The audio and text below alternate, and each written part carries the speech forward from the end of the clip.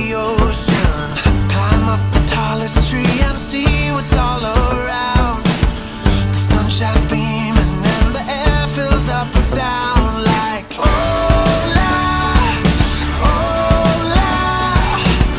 Up here there is no fear, I think I can see the future. Hola, we won't stop. What's up, YouTube? It's Trucker Kennedy. Today I wanted to talk about the reasons why I made the choice to become a truck driver, and talk a little bit about, you know, the things I looked at as to why I chose to go this route and start my career as a professional truck driver. One of the main reasons that I wanted to do it was that you could live pretty much anywhere in the country and be able to drive a tractor trailer for a living. You know, you can move from Virginia to California, or you could go to Oklahoma and you could be able to drive a truck. And I like the versatility of the occupation, to where, you know, I feel like, you know, there's security in trucking, you know, where, you know, the likelihood of getting laid off is low because the truck driving force is in high demand. There's a shortage of truck drivers throughout our nation, you know, so the choice for me was basically for security, financial security, job security. So financial security was a major factor, along with job security. You know, and then also my background. You know, what am I used to? You know, first, I graduated high school, and I got into the construction field. I got into the heavy equipment operating field, and I did that for 5 years. Okay, and you know, I got used to operating big equipment, various types of equipment, from, you know, in the center of the highways to subdivisions to airports to just, you know, operating track tows, dozers, loaders, skid steers, big scrapers or pans, you know, big earth movers, dump trucks, all that on job sites, and you know, I liked it. But the problem with that type of line of work is that it was very inconsistent. You know, if it rained, if it snowed, you know, we didn't work that day. You know, so the money in the winter,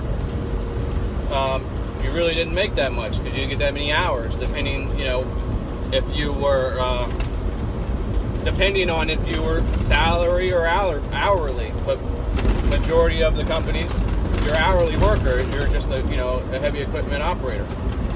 So it was very inconsistent. You made most of your money throughout, but it also showed me how to manage my money. You know, I made the majority of my money from, you know, the spring, summer time frame, and I had to learn to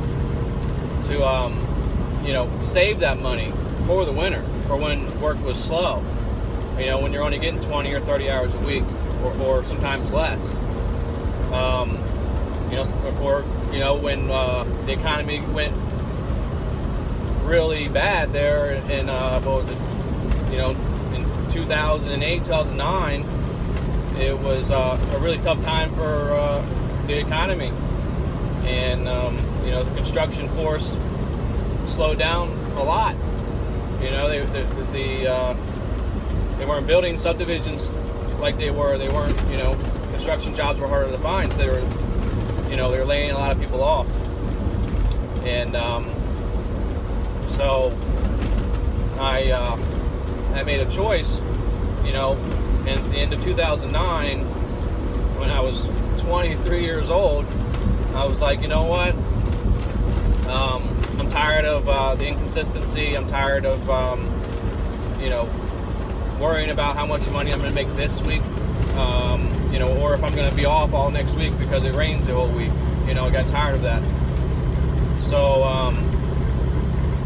I started looking into the military, which I was looking into when I graduated high school. But my brother was in the Navy, and I was going to go, and he kind of talked me out of it a little bit, and which was okay. I got to live life. I got to be an individual and live on my own, and manage my money, and find out what it takes to live out in the real world. So in 2009, I decided to start pursuing, going into the military and see how that would benefit myself in my life. At that time, I was 23 years old. I was single. I didn't have any children. And I'm like, you know what? If I'm going to do the military thing, I need to do it now. Because I'm 23, I'm only getting older. It's only going to get harder. So I started talking to the Navy recruiters and dealing with them. And right next door to them was the United States Marines. And I was out front one day of the Navy recruiter's office, and I seen the Marines come out, and I said, let me go talk to the Marines. And I went and talked to them, and that was the wrap. I decided to join the Marines. So I started training myself. I was a construction worker, heavy equipment operator. So, I didn't do much running. I didn't do much, staying in shape while I was a construction worker too much. Even though it was pretty physical at times. And I was younger. So I started training myself, getting ready for the Marine Corps. I left for the Marines in June 2010. And I went, my boot camp was in Parris Island, South Carolina. I trained there for, I think it's 13 weeks. I was there in South Carolina, Parris Island, South Carolina. I earned the title United States Marine, and that's a title that I still carry today, even though I'm not active duty service. So I did I did 4 years in the Marine Corps. I went in 2010, and I got out in 2014. In the transition out of the Marine Corps, I actually took a year off from work just to transition back, to get my head straight, to get back into the normal civilian lifestyle, and just kind of clear my head for a while, and try to find something that I was going to like doing, that wasn't going to be extremely hard on my body, and just something that I could be passionate about, and take care of my family at the same time. That also didn't cause me to be, stationed in a different country for a couple years. It didn't cause me to have to go to Afghanistan and be in war in the middle of the desert, fighting people that, I don't really want to get into that, but I wasn't in the I didn't want to be in the middle of the desert, and I was like, you know what? And I live in Virginia, and most people that live there, are they travel back and forth to like Washington D.C. or maybe a Richmond, Virginia, or somewhere like that, Northern Virginia, and I'm like, that's a 2.5 hour drive each way, and I was like, I don't want to do that. To me, it wasn't worth it. I'm not gonna wake up at 2 o'clock in the morning, get to work at 5 o'clock in the morning or whatever time, and then get home at 7 o'clock at night, 8 o'clock at night, and do it all over again every day. I was like, I don't care, unless they're paying me like $1 million a year, that's not worth it, So I was like, if I'm going to be driving, 4 hours a day or more to go to and from work, I'm like, man, I might as well drive a tractor trailer, you know, and get paid to drive, and not have to, you know, worry, do that commuting that everybody does, that, you know, I live around. That's seems like, you know, they're kind of miserable, but that's just the way it looks to me. I think I would be miserable sitting in traffic all day, up and down 95, up and down 301. You know, it's just, to me, it's a nightmare every single day. Going to work and coming home, nightmare. And I didn't want to be a part of that. So I started looking into trucking. And the first thing I did was I picked up my phone and started YouTubing about trucking. And I got information from people like Little Guy Trucker, Little Guy, and I got information from Sinister. I got information from Trucker Brown, Sean Parks. I got a lot of information from Jake and Now. And I watch Little Dog also, and just all the guys that make YouTube videos. I just watched each video. I seen the lifestyle. I seen, you know, kind of the money that they were making and stuff like that, which wasn't the highest priority of mine. But I still seen it, you know, and I'm like, you know what? I could do that. I like driving. You know, when I was doing construction, I liked the fact that I was in the machine by myself. It was like my office. You know, I was in it all day. You know what I'm saying? So, and I did that for 10 hours a day anyway. So I was used to being in a piece of machinery doing construction 10 hours a day. And I'm like, well, shoot, you know, I can, you know, the size of the truck and all that wasn't something that I was afraid of. You know, I knew that once I learned how to do it and I got in it, that I can run anything, as long as it has a steering wheel, a seat, some pedal, you know, some pedals and a lever, gear shift, whatever. I knew that I could do it. So I started looking into it. I got the information from the YouTube videos, and then I started looking for a CDL school. I found a CDL school in my area. It was called CDS Tractor Trailer Training, right there out of Fredericksburg, Virginia. And I'm like, you know what? I'm gonna go in there. I'm gonna call them up. They sent me at first I called them up. They sent me a pamphlet with all their stuff and information, and then they set a date for me to come in there and talk to them. So I go in there, I talk to the ladies, and you know, and they were telling me about the GI Bill and how I could use that for the GI Bill to pay for my my CDL school. You know, use my GI Bill from the military to pay for my training for the school. So I'm like, you know what? You know, I'm gonna do it. The good thing about CDS Tractor Trailer Training School is that, you know, throughout your time there, several times a week they have recruiters come in and out of there from various different companies recruiting you straight out of the school. The majority of the students that go into this school are already pre-hired with a company before they even finish school, before they even get their CDL. As soon as they get their CDL, they're scheduled for orientation with that company that they're pre-hired on. Okay. With me, there was a bunch of them came in there. You know, Warner came in there, Swift came in there, TMC came in there, Eagle Fuel or Tanker came in there.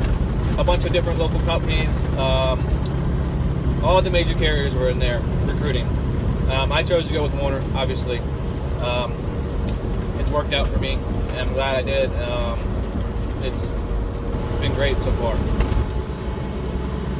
It's been great so far. You know, I get to drive a nice truck. It's well maintained. I don't have to worry about it breaking down too much at all. This truck actually has been great to me. I haven't had one single breakdown. The only thing I have to do is get my 60-day inspections, and I got some tires, get the fluids changed and the filters changed, getting all the services done. It's been a great truck. I've had no problems with Warner. I was able to learn, through training. It was good training.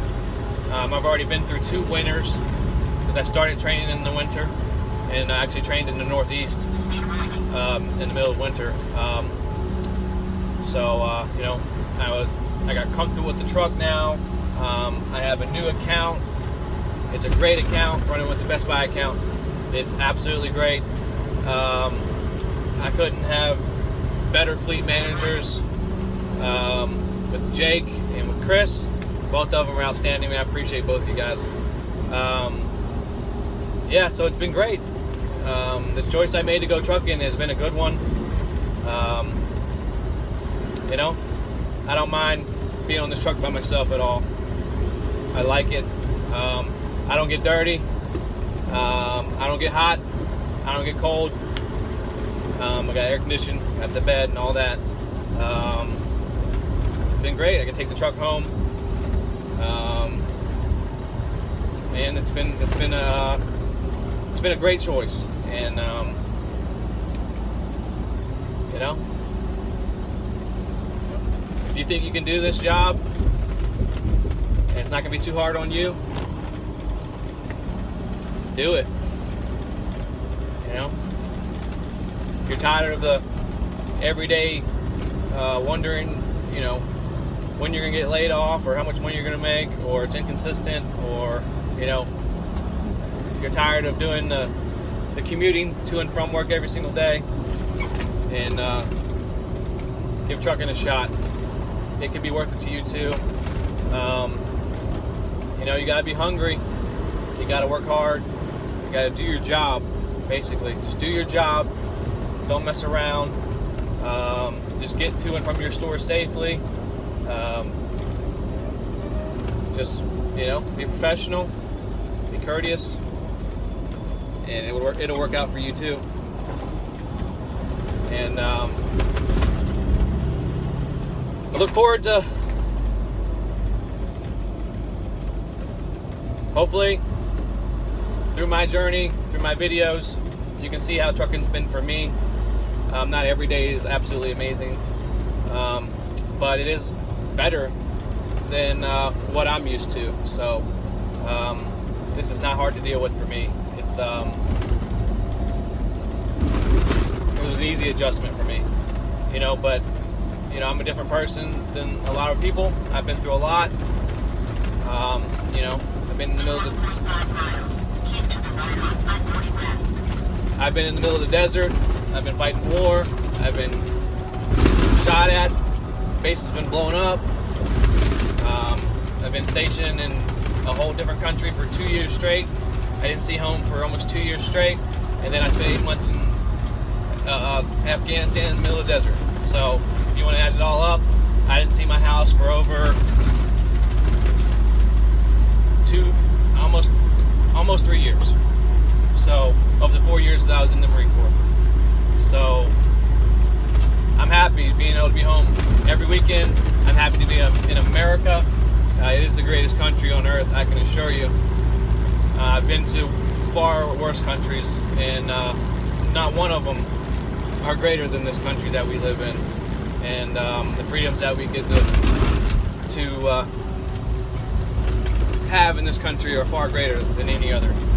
And I know that because I've seen firsthand, well, you know, these horrible countries that I would never want to step foot in again. So good luck on y'all's journey through trucking. Don't give up. Stick with it. Get through the first year, and I promise you, it'll smooth out for you. Things will start turning. Things will be great. You just got to do your job the best you can do it, and there's no way you can fail if you do that. There's really not.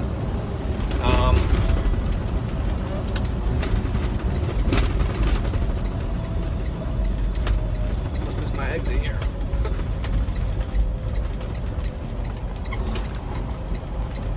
Good luck out there.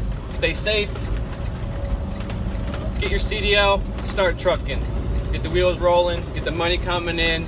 It'll be steady. It'll be consistent. You're going to be clean. You're going to be cool when it's hot. You're going to be warm when it's cold. Okay? You work hard, you'll get taken care of. Good luck, and God bless, and